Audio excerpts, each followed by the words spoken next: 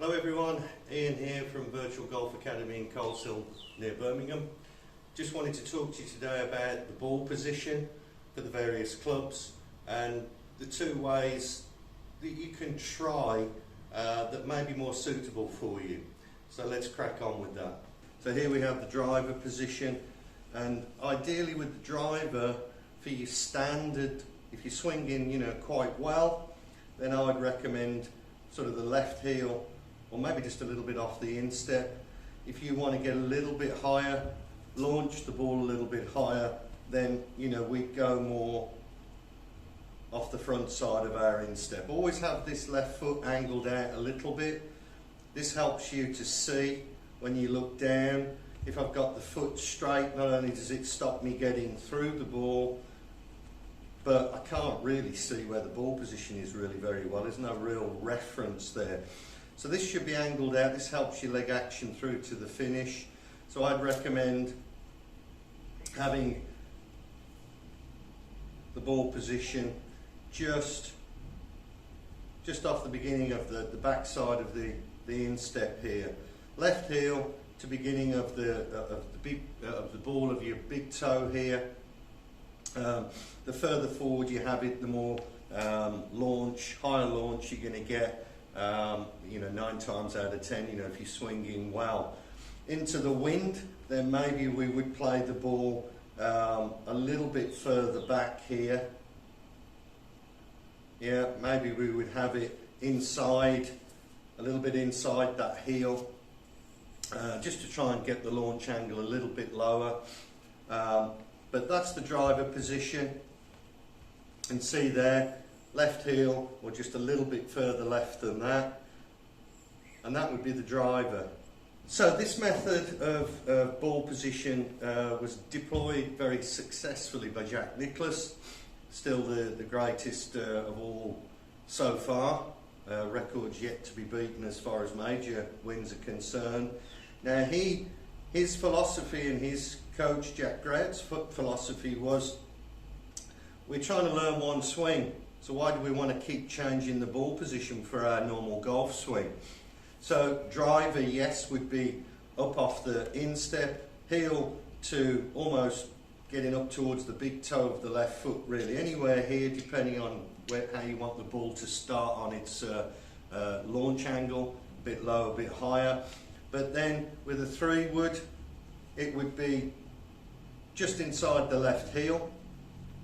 And then what would happen is this relationship between the ball and the left foot for the 3-wood to the sand iron would remain constant. So if that's the width of feet for the 3-wood, then if I get a pitching wedge, so there's the 3-wood there, and then sand iron would be the same. It would be exactly the same, just inside the left heel, but the right foot would have come in to narrow the stance. So that position always remained constant because you're just trying to learn one swing.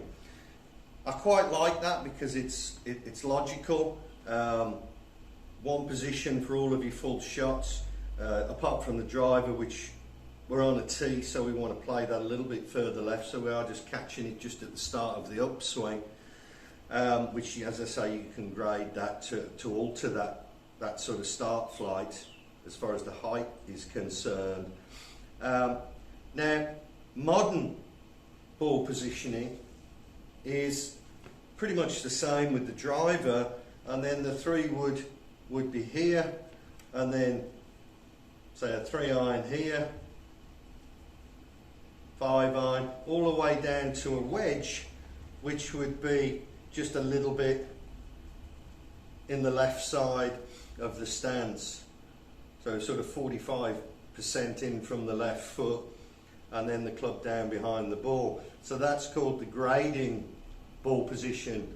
Now obviously the ball for each club is going to get further away until you get right up to the driver, and you could argue that you're learning sort of 10 different swings, you know, 13 different swings if you've got 14 clubs in your bag and one of them's a putter.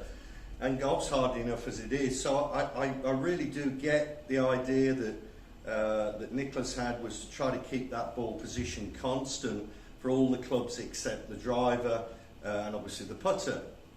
Now, yes, Jack Nicklaus and all the great players, any good player, will alter this ball position if they want to hit one low. They would play the ball back, and likewise, if perhaps you're in a little bit of rough and you need to get it up over a tree or something, you would then move it a bit more forwards to where you normally would have that pitching wedge. Now, it's really what suits you. I wouldn't say one is wrong and one is right. However, you know, Jack Nicklaus using that theory that we're learning one swing, so why don't we keep the ball position the same for every swing, does seem to make a lot of sense. However, Jack had a very, very powerful leg action coming into the ball, very strong legs. And what this did was it shifted his low point, where his weight would be during impact, it shifted it across. So virtually all his weight was on his left foot, which means the divot is going to come much later in the swing. So it's not actually a bad practice to actually have the ball left where Jack had it, or even driver position with the wedge. Very, very difficult for most people, including myself. You know, it's not easy to have the ball that far left and then still manage to get the divot after the ball. So hopefully that's given you a bit of an insight into the two ways that you can, or two methods of how you can grade the ball position or keep it constant like Jack Nicklaus did. But as ever, leave me a comment, subscribe, and until next time, thank you very much.